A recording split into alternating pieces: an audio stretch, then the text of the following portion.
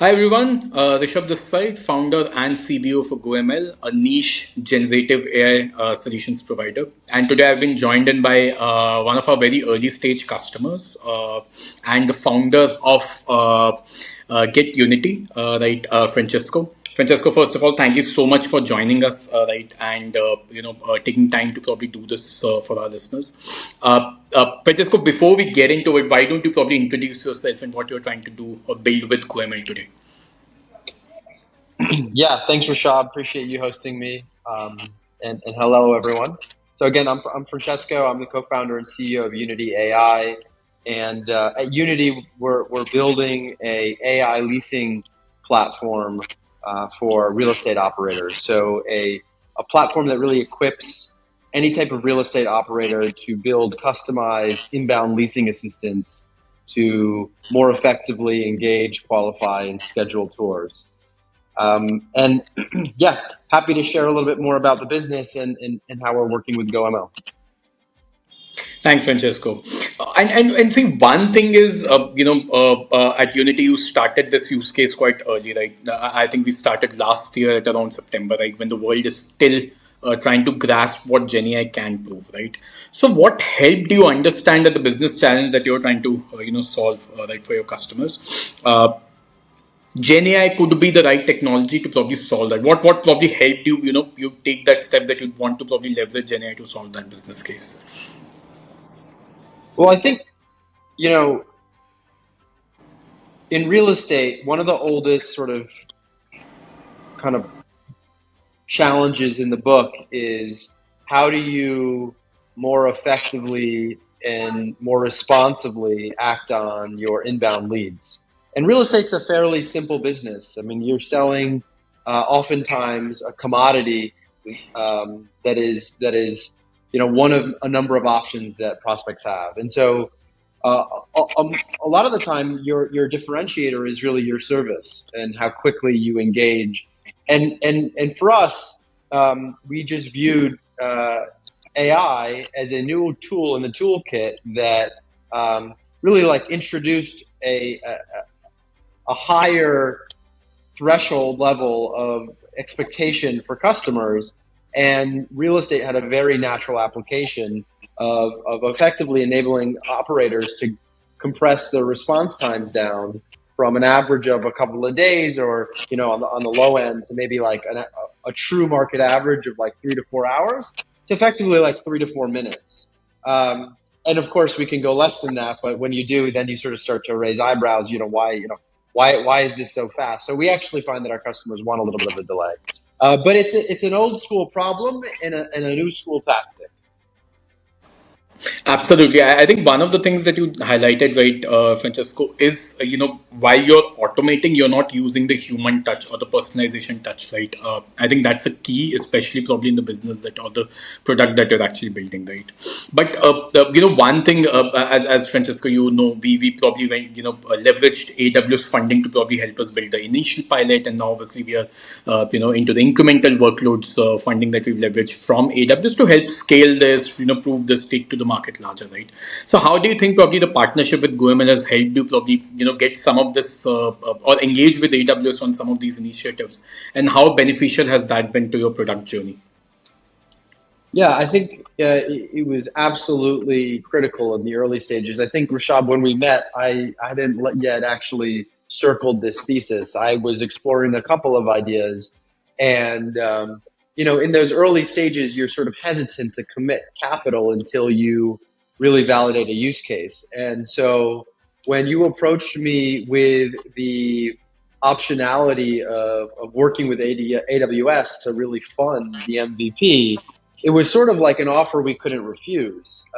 Effectively, we of course had to commit some capital, but we were really able to leverage up the commitment by getting AWS's support, and we couldn't have done that without goML, who sort of secured that relationship and that partnership for us. So I think really like the whole timeline of developing this business was moved forward and made possible in the formative stages by goML.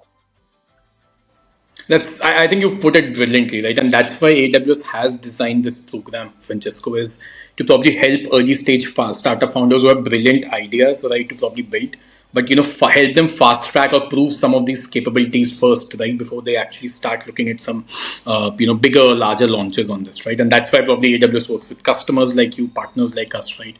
But overall, and it's been almost what 6 months that we've been working together now, Francesco, right? How's your experience with the goML team working for the last 6 months?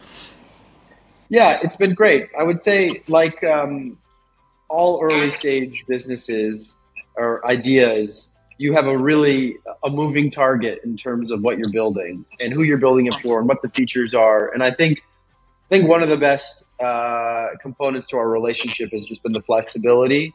We had initially a very concrete idea of what we were going to build, and maybe some partners would sort of like hold the customer to that specific scope and timeline and feature set. And the reality is, when you're founding a business, it's constantly like the feature set, the scope, et cetera, is going to change based upon what your early customers want. And I think we found that that was very much the case very early on. We were pivoting and pivoting and pivoting, and I think we couldn't have done it without a partner that was agile and flexible. And I think that's one of the benefits of also not working with a large shop that is really mature but has pretty specific and rigid guidelines around how to work on scopes. And so I think goML was helpful in not only securing the funding but enabling some flexibility in the build. No, absolutely. I think it's been on both the sides, right, Francesco? We've loved working, especially on the idea that you're actually bringing on the table. Like we believe in that idea, and that's why I think both of us are still together, right? One before I let go of you, right, Francesco, GenAI is such an evolving space, right? And we continue to engage with some dynamic founders like yourself, right? What's your parting thought probably for people who are just starting in this space, right? Be it a startup founder, probably a CIO, right, who's just trying to dabble into GenAI. What's your parting thought or advice probably to such users? I think that AI is such an exciting and tremendous opportunity that it often, um, the critical piece that you need to really think through as someone building, and I can speak from the perspective of someone building, for a customer base, is that there's a lot of people out there sort of building toy projects, and they're interested in AI because their boardroom is interested in AI and their leadership is interested in AI, and they want to be doing something and have some project to advance their own kind of like internal skill set, or to show that their peers or their colleagues or their bosses that they're doing something in AI. And I think that because of that, there's a lot of false starts that companies have in terms of believing that there is a market for their product because there's such a kind of large base of early adopters willing to play around with tools. And I think my biggest advice to anyone is like, sell your product before you build your product, because until you have signed contracts, which really requires like a level of rigor internally for companies to go through the budgeting and approval process, where they really kind of define that this is a priority, that they're willing to spend money to solve a particular pain point. There's a big kind of like trap that you could fall in where people are just sort of willing to go on the ride with you, and lead you down the wrong direction. And so to avoid that, I would just say, perhaps I'm a bit biased here because I'm bootstrapping, and kind of, I think part of the ethos of bootstrapping is kind of sell before you build. But I think particularly in AI, it's relevant. If you want to build a sustainable business, make sure that you have a sustainable business case. Best way to do that is to sell it. I totally brilliantly put, Francesco, and that's why we tell all our customers, especially probably what you've done, right? Start small, build something which you can actually take to your customers very early, prove that idea. And I think that's how we started, right? We started with something, right? And we obviously, changed into something that was more acceptable in the market, right? So GenAI has given everyone that capability to probably start small, build something that can be proved, and then probably scale from there, right? So I think that's the mantra you've gotten really right, Francesco. And thanks again, Francesco, for doing this, and thanks for being such a wonderful customer with goML. Hope we continue to work together, for much longer than we are right now. But again, thanks for your time, Francesco, and thanks for doing this. Great. Yeah. Thank you. Thanks, goML. And yeah, thanks everyone for listening.